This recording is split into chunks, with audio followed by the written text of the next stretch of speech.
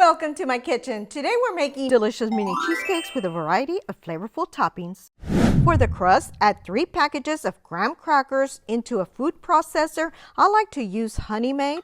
Add 1/4 cup of light brown sugar, and whenever you're baking, always level your ingredients off. This will provide you a more precise recipe. Now crush and blend. If you don't have a food processor, add crackers to a Ziploc bag and crush with rolling pin or meat tenderizer, whatever you have. Melt 1½ sticks of unsalted butter and add to your crumbs. Mix everything to combine. This will be your crust. We'll be using cupcake pans. Just add some cupcake liners. Add 2 tablespoons of crust into your liners. I like to use a measuring spoon so the portions are uniform. Using the back of a 1/4 cup, press down firmly to form the crust. Place your trays in the refrigerator while we work on our filling. To a mixing bowl, add 4 packages of Philadelphia cream cheese.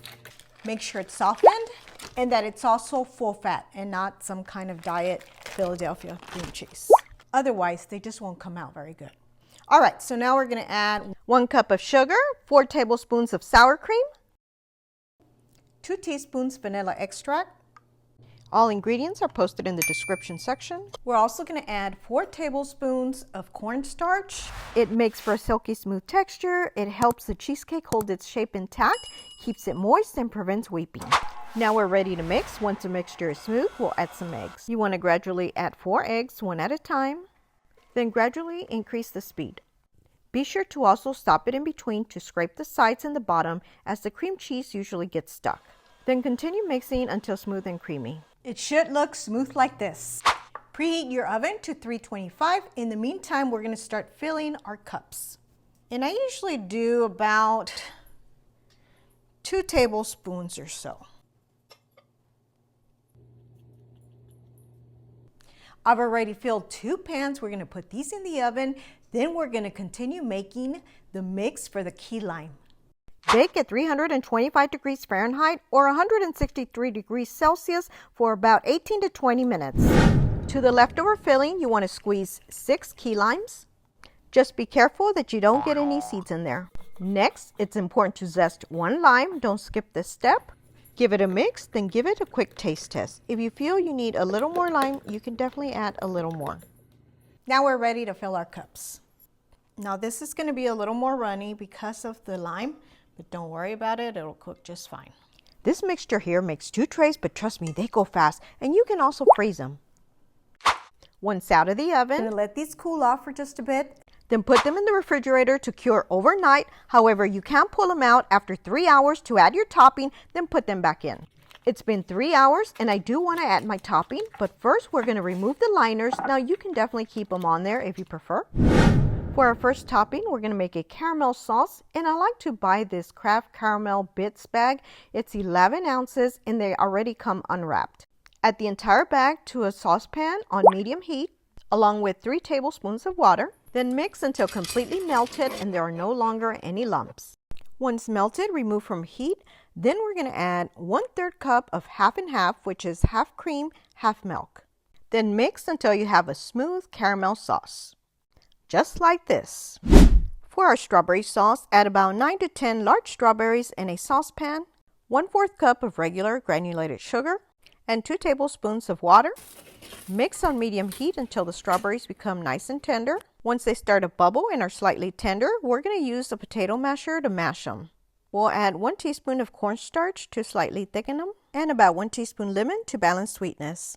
Mix well and let it simmer for about a minute. Then remove from heat, place in a bowl, let it cool off, then place in your refrigerator. Now we're going to make whipped cream. To a mixing bowl, add 1½ cups of heavy cream. Add 1/3 cup of regular granulated sugar, 1 teaspoon vanilla extract. Now mix, gradually increasing the speed until smooth and you get nice peaks.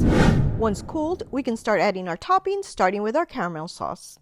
We're going to add a little bit of sea salt on top. I like using this brand. It's Malden's because the flakes are a little bit larger, but you can add any sea salt.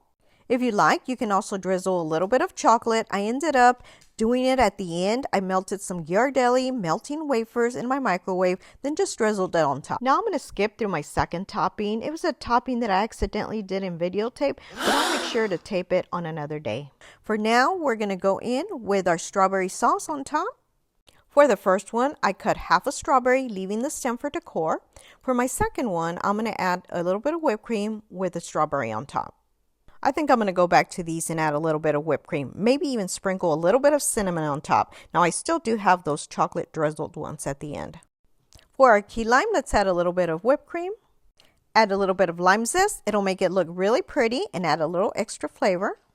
Then we'll top them off with a thin wedge of lime. Let me show you these first, then I'll show you my complete batch. Put them back in the fridge and let them cure overnight. Then enjoy. Let's cut into one. These are so good. These are always a hit, guys. I hope you enjoy them. You can support me by liking, sharing, and subscribing. Thanks for your support. If you haven't already subscribed, please be sure to do so below or hit my little picture on the side. Also, don't forget to hit the little bell to get notified whenever I post new videos. And I invite you to visit my community section where you'll get to know me on a more personal level. Also, be sure to check out the description box where I post all ingredients and links to some of my favorite items. Please be sure to check out these links on the side. Thanks for watching and your support. Please share with your friends.